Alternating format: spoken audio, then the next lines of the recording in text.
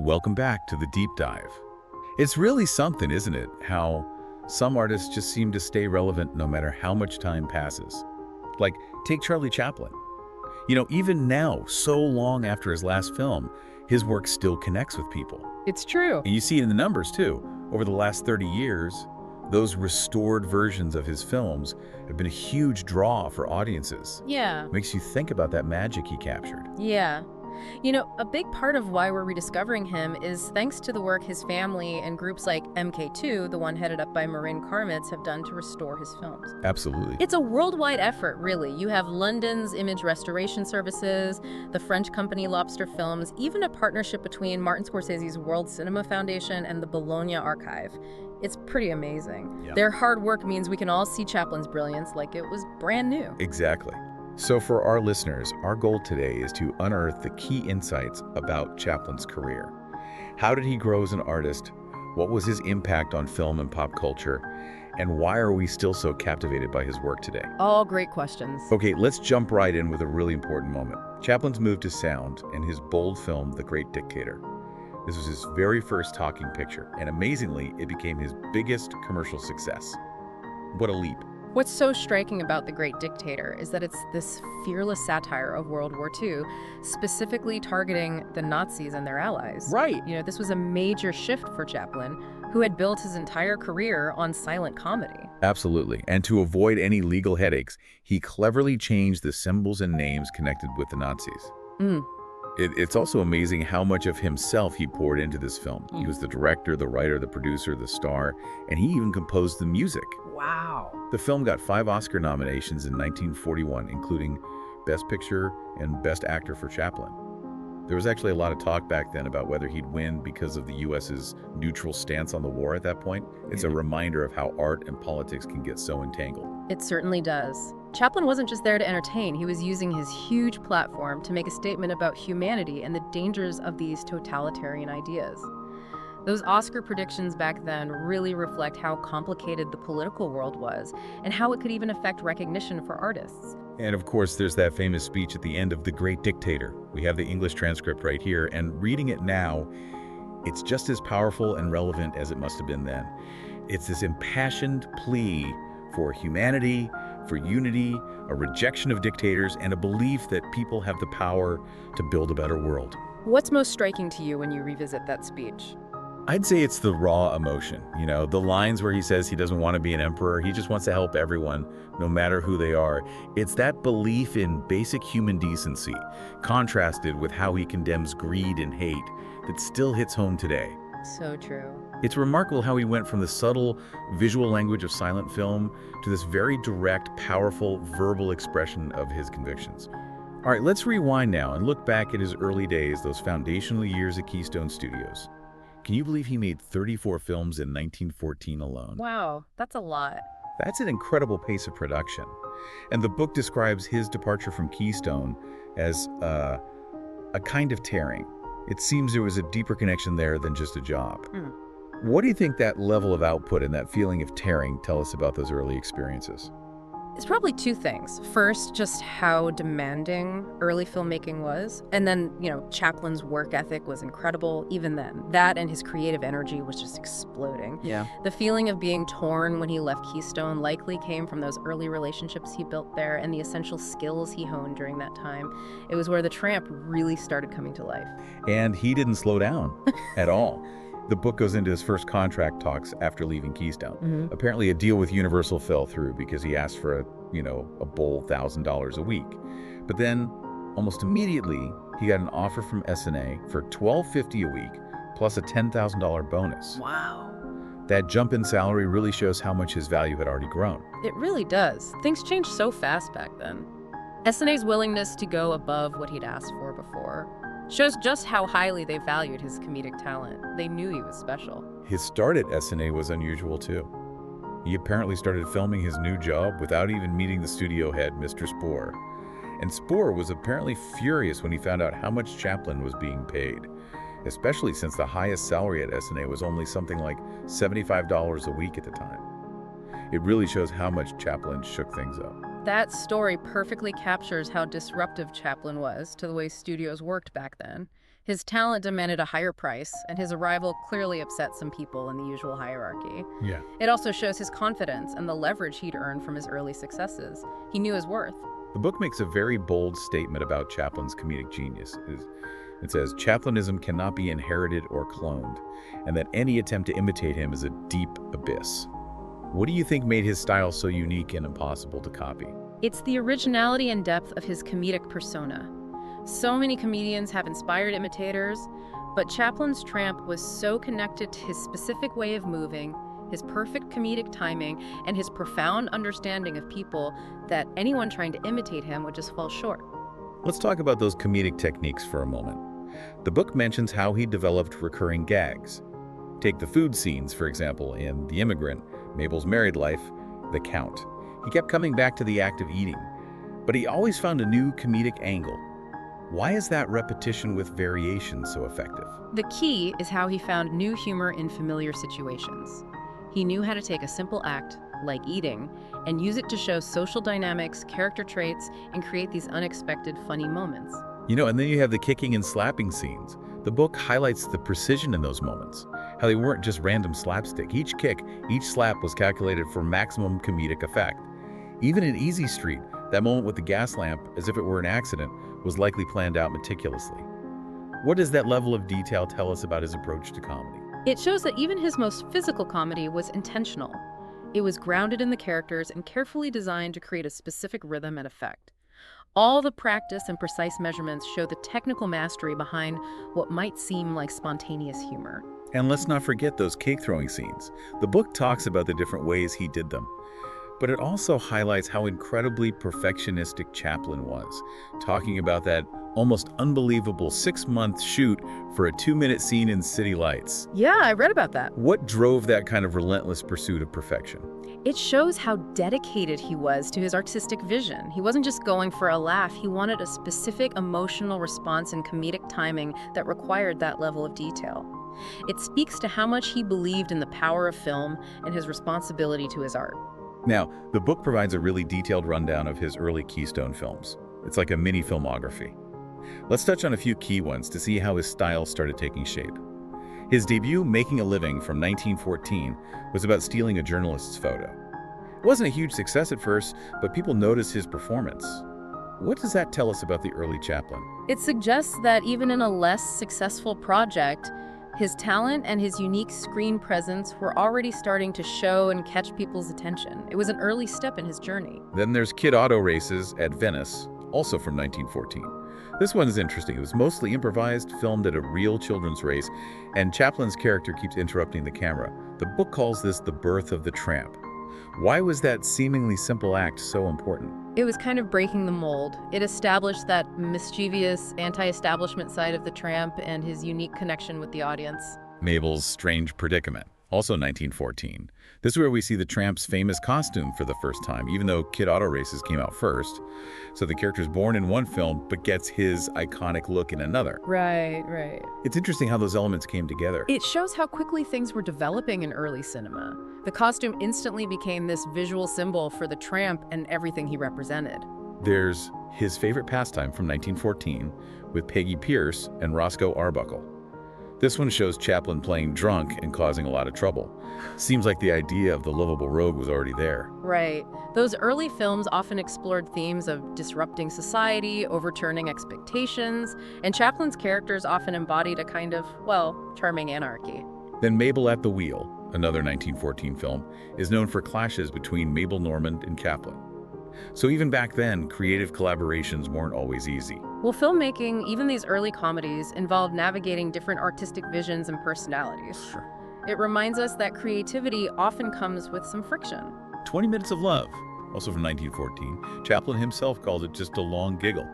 Sounds like a more simple, straightforward kind of entertainment. Yeah, absolutely. Not every film from this period was groundbreaking. Some were just meant to give audiences a good laugh. Then there's Caught in the Rain, also 1914. This was Chaplin's directorial debut.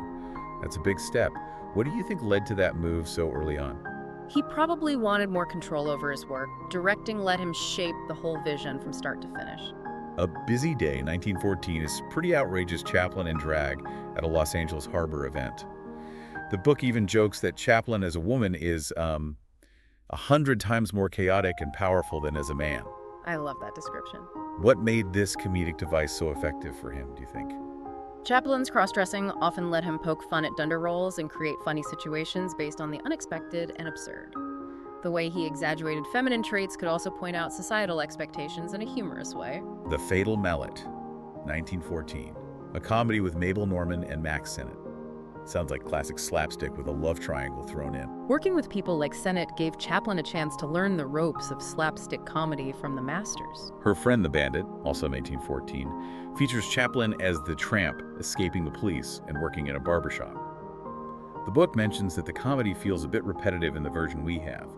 What might explain that repetition in his early work? Back then, they were pumping out so many films that filmmakers often reused successful comedic bits to keep up with the demand for new content. It was a different time. The Knockout, 1914, with Roscoe Arbuckle, only has Chaplin in one scene, but it apparently gave him ideas for later boxing films like The Champion and even influenced parts of City Lights. It's interesting how those early seeds can grow and show up in later work. It really highlights how creative minds like Chaplin's could be inspired by seemingly small moments. Those ideas can develop over time and then pop up again in unexpected ways. Mabel's Busy Day, 1914, was directed by and starred Mabel Normand and used a real race at Ascot Park as the backdrop. Similar to Kid Auto Races, it seems like early filmmakers often brought real-life events into their comedies. What effect did that have? It definitely added a sense of realism and made things feel more spontaneous. It also gave them a setting that was naturally dynamic and unpredictable. Mabel's Married Life, 1914, shows Mabel and Charlie dealing with a flirt in a park. These early comedies often explored relationships and jealousy, didn't they? Absolutely. Those are relatable themes, perfect for misunderstandings, fights, and general chaos. Laughing Gas, 1914, has Chaplin as a dentist's assistant. The book mentions high-energy comedy and over-the-top situations, even with a chaotic clinic and the doctor missing. Chaplin had this knack for taking the ordinary and exaggerating it to the point of ridiculousness. He could find the humor in everyday chaos. There are a few more Keystone titles mentioned: The Property Man, The Face on the Barroom Floor, and Recreation, which was his last film with Ford Sterling. Interestingly, the book says it's less funny despite having two big stars. Even with talent, comedic chemistry isn't a guarantee. It really isn't. You need the right mix of the script, the actors, and that special chemistry between them for a comedy to work. The New Janitors, 1914, where Chaplin plays a janitor stopping a robbery, is seen as an important Keystone film because of its experimentation and storytelling.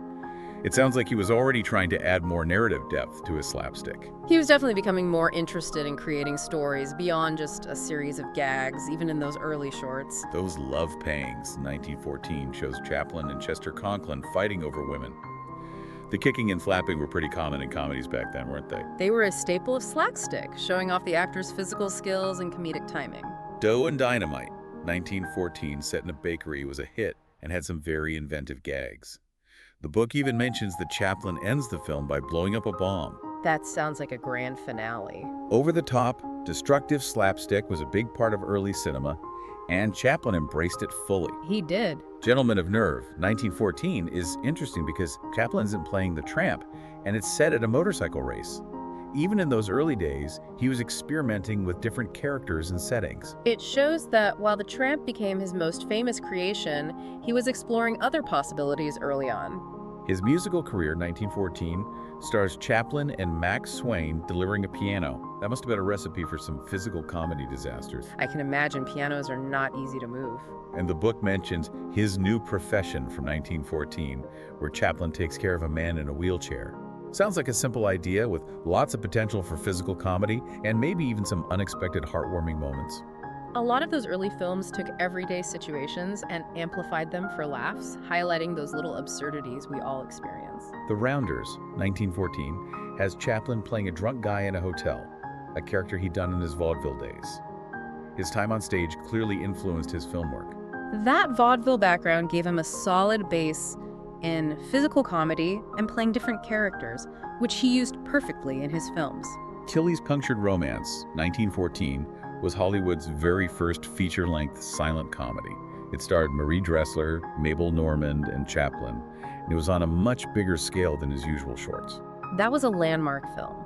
It showed that audiences were ready for longer comedic stories and paved the way for how we see comedy films today. Getting Acquainted, 1914, has the tramp running into a woman and her lovers in a park.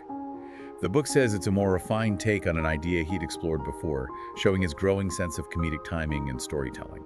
He was definitely getting better at structuring his comedies and perfecting that comedic timing as he got more experience. Now for a wild one, his prehistoric past, 1914, Chaplin in the Stone Age. And it uses a dream sequence, something he did again in later films like The Bank, Shoulder Arms, and The Kid. Dreams are a great setting for comedy. It's a chance to escape reality and explore those more fantastical ideas. Moving on to his time at SNA, we have his new job from 1915, filmed in Chicago.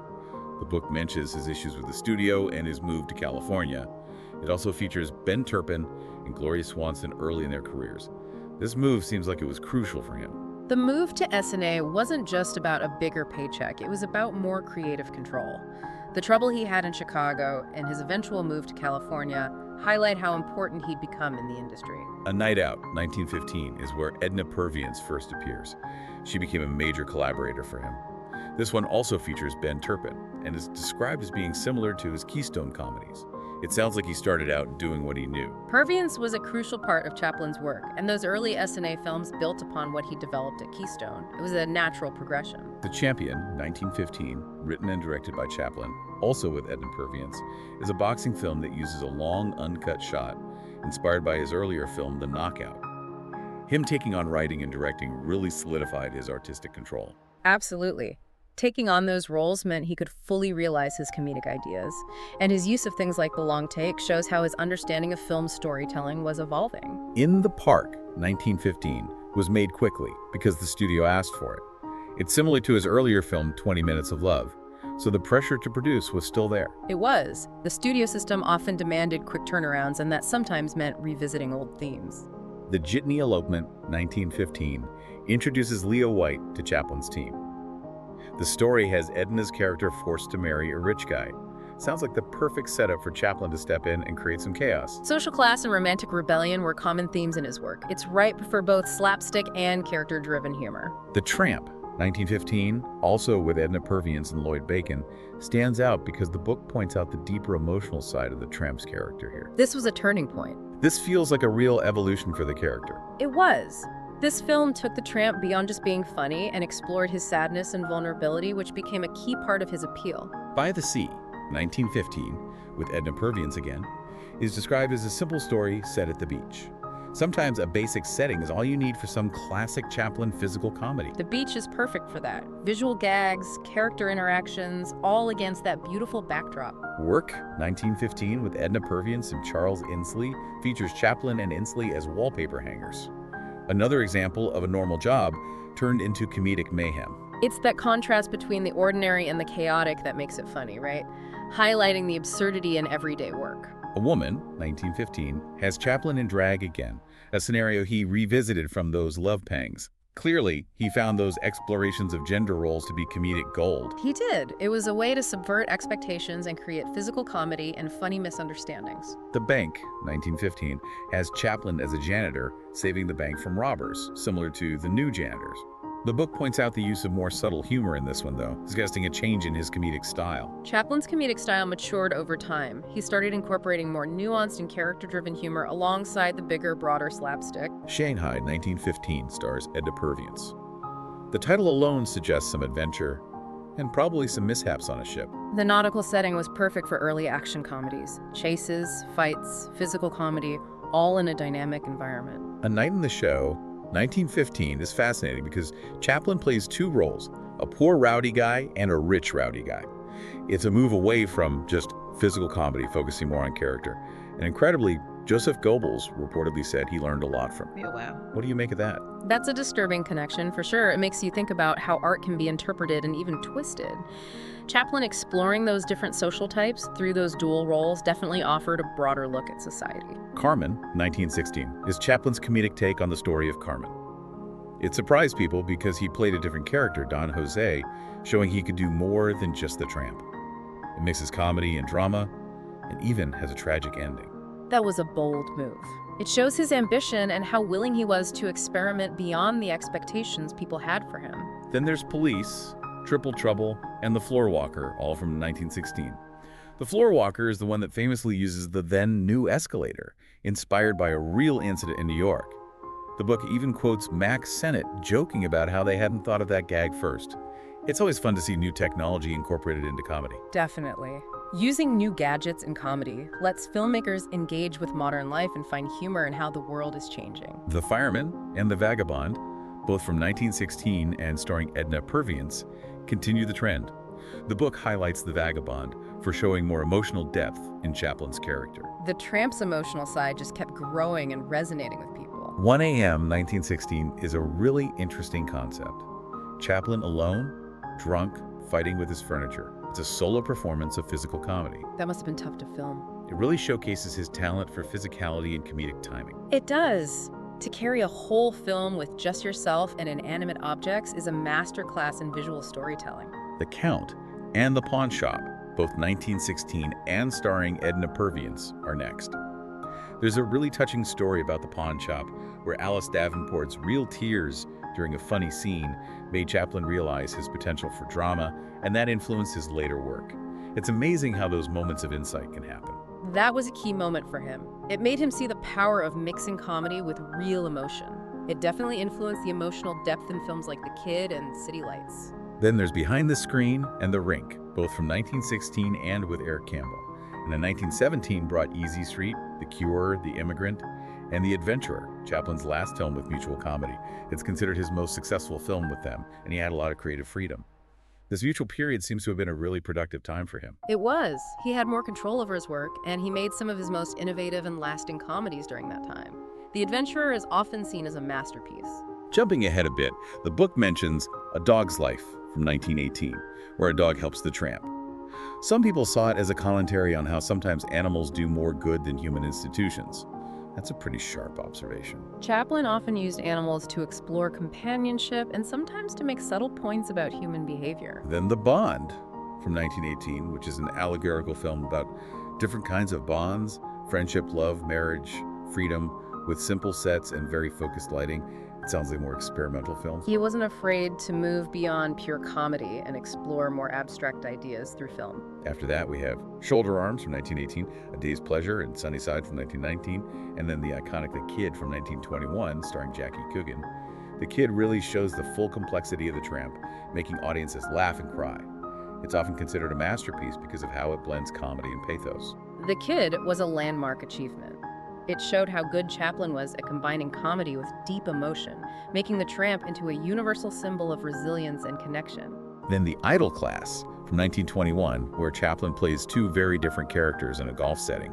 Must have been interesting to see him explore different sides of his comedic talent. It let him show those contrasting social types and create humor from mistaken identities and poking fun at society. After that, there's Payday from 1922 and The Pilgrim from 1923, which satirizes religious figures and was pretty controversial when it came out.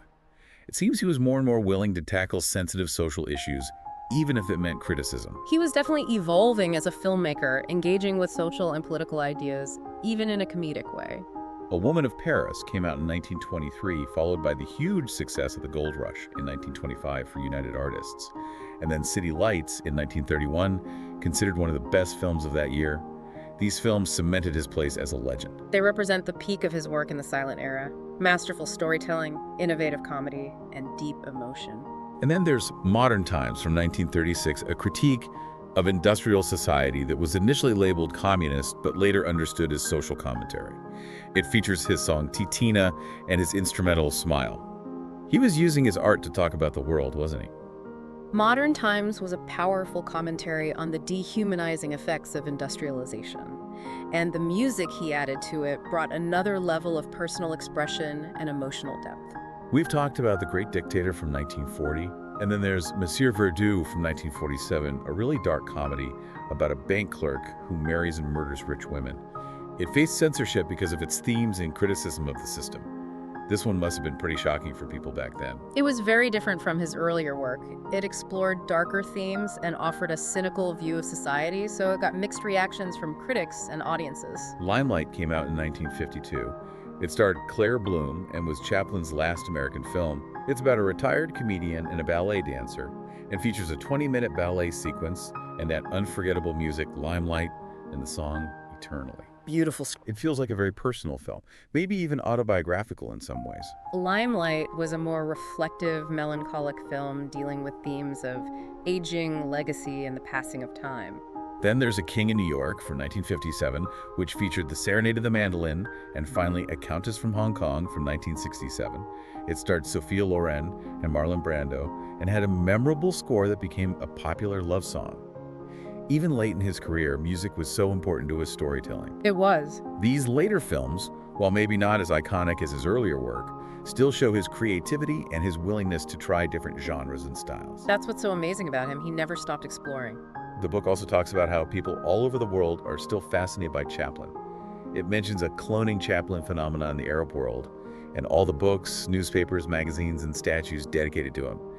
His impact goes far beyond any one culture. It speaks to how universal his characters and his themes are. They resonate with people across cultures and generations. His work has become a global language. The book mentions something interesting.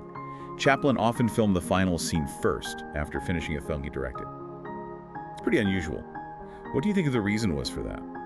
It's hard to say for sure, but maybe it gave him a clear understanding of where the film was going emotionally and narratively, which then guided him throughout the whole filmmaking process. The book also touches on his personal life. His marriage to Paulette Goddard after 2 previous marriages, how happy they were together, and her possible influence on modern times. It also mentions his later relationship with Joan Barry, which was more troubled, and the paternity suit. His personal life wasn't always easy, and you wonder how those experiences might have shown up in his work. It's natural to think they influenced him in some way. Like many public figures, his personal life was under scrutiny, and sometimes there was controversy. It's likely those experiences, both good and bad, shaped his understanding of relationships and how he portrayed them on screen. It's very clear from the book that Chaplin believed deeply in the power of music. He was actively involved in scoring his films, and that music added so much to their emotional impact and lasting appeal. He was truly multi-talented. His understanding of music and how it can heighten emotions and tell a story was a big part of his genius. The scores for his films are as important as the visuals themselves. Lastly, there's this really interesting point.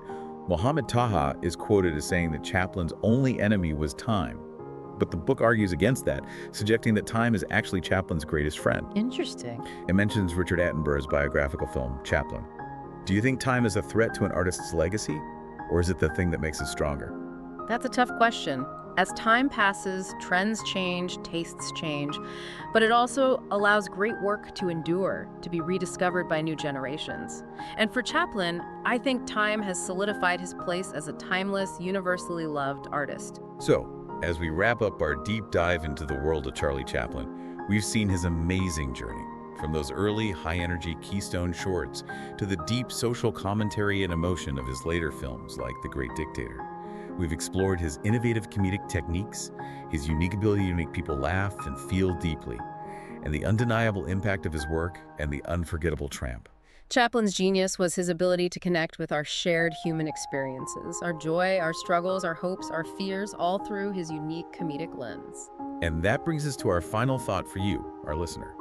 Think about how comedic storytelling has changed since Chaplin's time, and about how powerful his humanistic themes still are in today's world. What parts of his work still resonate most with you, and why? It's something to think about as you navigate this complex world, maybe with a little bit of that Chaplin-esque empathy and insight.